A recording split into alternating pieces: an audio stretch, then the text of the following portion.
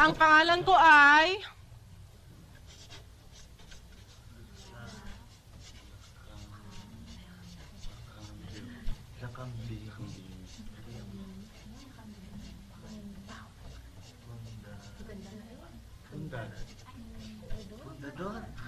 Lakambini Fundador. Wow, pare. Hard drinks beauty pala yan eh. Sino ang nagsabi ng salawikain na ang hindi marunong magmahal sa sariling wika ay daig pa sa bilasang isda? Ma'am? Uy, dali-dali naman yan eh. Si Berta nagtitinda ng isda sa palengke.